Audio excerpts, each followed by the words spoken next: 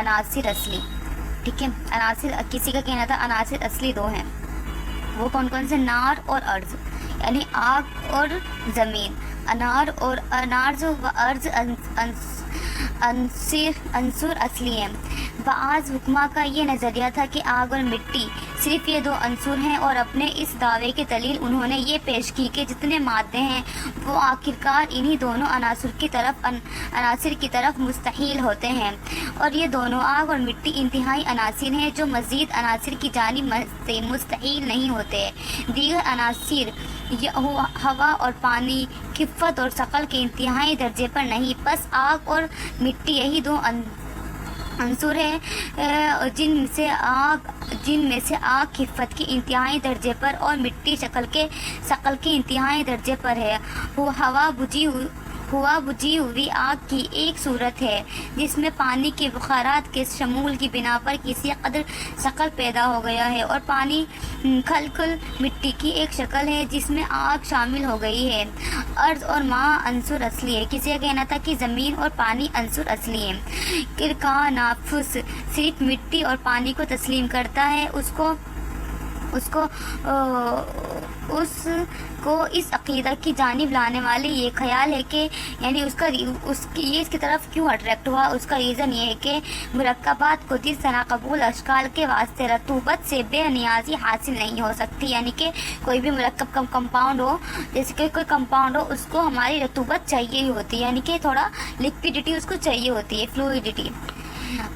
ठीक इसी तरह अशकाल के वास्ते रतूबत से बेनियाजी हासिल नहीं हो सकती, यानी अगर तुम्हें शक्ल देनी है तो तुम्हें उसके लिए रतूबत चाहिए।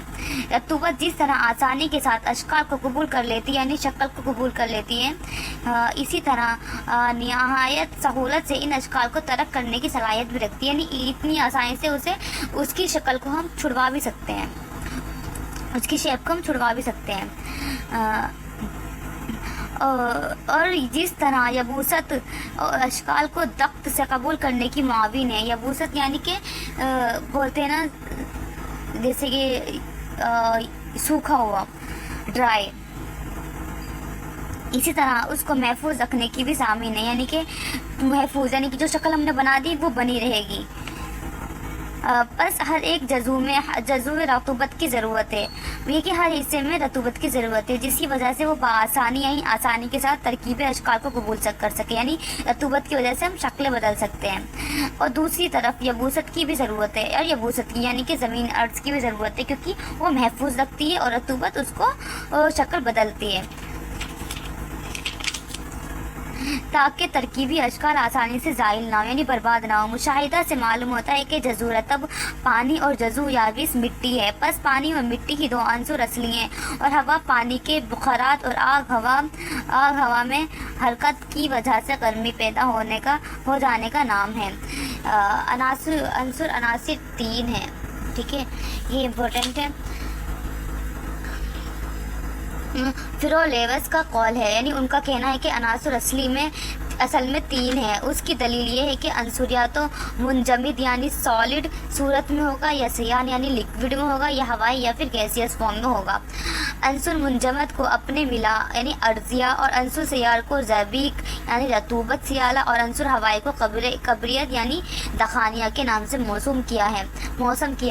और अनासिर अरबिया भी इन्हीं तीनों से मुरक्कब तीनों में किसी है। मादा सियाल का गलबा है, जैसे पानी, किसी में अंसुर मुंजमद की ज़्यादती है, यानी किसी में सॉलिडिटी ज़्यादा होती है, पानी में ज़्यादा होती है, जैसे मिट्टी में ज़्यादा है, किसी में अंसुर हवाई और सियाल गालिब, किसी में गैसियस और लिक्विडिटी ज़्यादा होती है, जैसे हवा, ठीक है, और किसी में सिर्फ अंसुर नारी यानी जायद है, जैसे किसी में सिर्फ आग पाई जाती है, जैसे कि हमारी आग।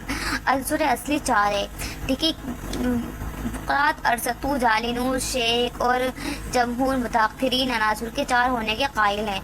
अंसुर अर्ज़, अंसुर माँ, अंसुर हवा और अंसुर नार, ये चारों उनके नज़दीक अनासुर है, और यह हुक्मा कायल है कि दुनिया की तमाम अशिया इन्हीं चारों अनासुर से मुरक्कब है, यानी कंपाउंड बनाई हुई है, और जुमला अशिया की तहलील भी इन्हीं चारों की तरफ होती है।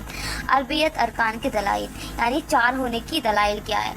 हम लोग अभी तक 4 ही मानते आ रहे हैं। बुकरात ने ये दलील पेश की है कि हम चारों कैफियत, हरारत, बरूदत, यबूसत, रतूबत, हरारत हॉट, बरूदत कोल्ड, यबूसत ड्राई, रतूबत ویٹ سے متازی ہوتے ہیں۔ پھر یہ کیفیت تنہا نہیں پائی جاتی، یعنی کسی ہار ہوگی، رتب ہوگی، ٹھیک ہے، کبھی نہیں ہوتی ایسی۔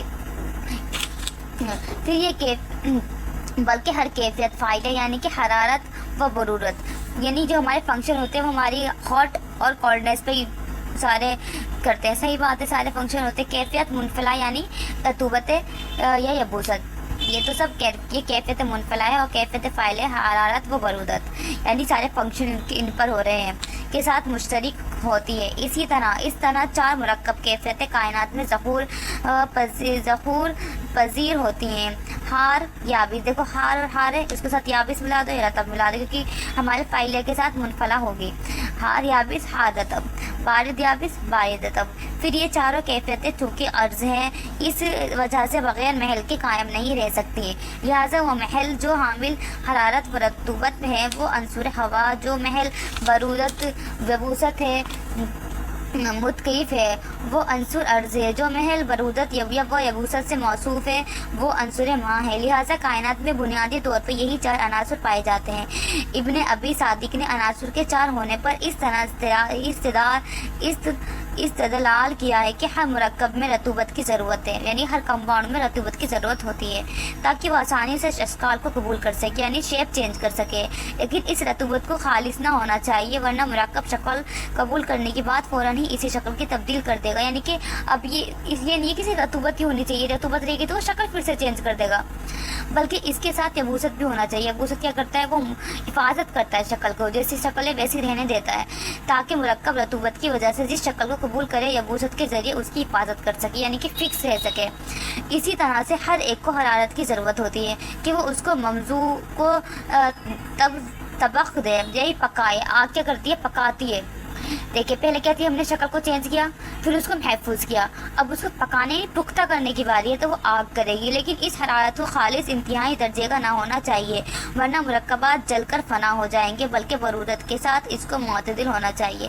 اب یہ نہیں یہ دیکھ صرف آگ میں پکاتے رہے ہیں تو کیا ہوگی؟ جل جائے گی، اس لیے اس کے ساتھ برودت بھی ہونا چاہیے۔ آج سے تقریباً 2500 سال قبل، یعنی پہلے یونانی حکیم دیموکراتیس نے بیان کیا کہ عناصر ناقابل تقسیم چھوٹے چھوٹے باریک ذرات پر مشتمل ہوتے ہیں، جن کو اس نے اجزائے لا یتزی کے نام سے موسوم کیا ہے۔ شکریہ۔